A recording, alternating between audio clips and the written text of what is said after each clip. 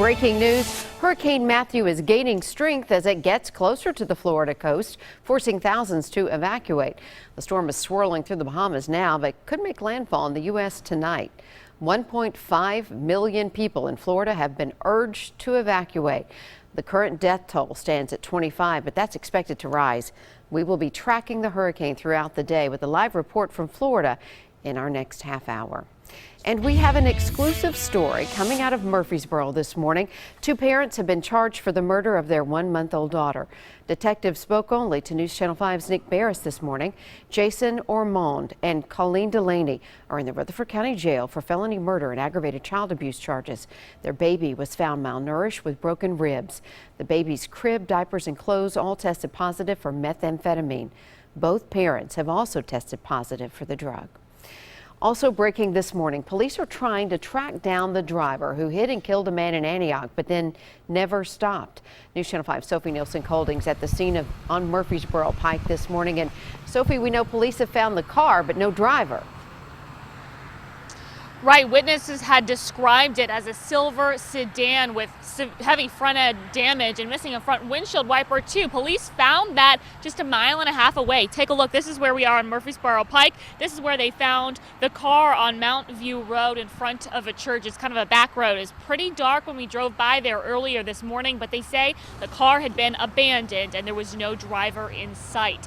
Police officer driving down Murfreesboro Pike at 11:15 last night found the body in the road. He said the body was not on a crosswalk, but there were a couple of people standing around it. One witness said that they saw that silver sedan come driving down Murfreesboro Pike, hit the man, and then keep on driving, never even stopping to check if the man was okay. Police had the car that was abandoned. They've since had it towed as part of their ongoing investigation.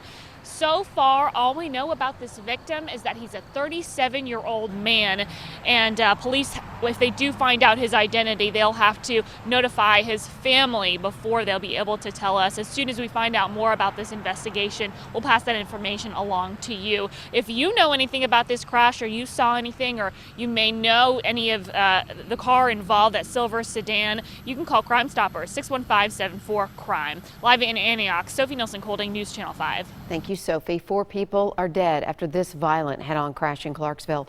Police tell us the driver of a pickup lost control coming down a hill on Ashland City Road, crossed the center line and slammed into an SUV.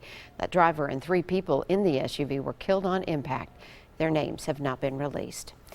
And a baby is still in the hospital this morning after a bad crash in Murfreesboro. A car rammed into the back of a dump truck as it slowed down to turn at the intersection of Veterans Parkway and Blackman Road. The driver wasn't badly hurt, but a 9-month-old was airlifted to Vanderbilt Medical Center with serious injuries.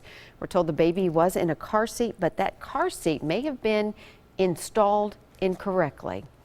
An accused killer is behind bars after a deadly shooting in Clarksville. Detectives found the 55-year-old victim at a home on Watertown Place.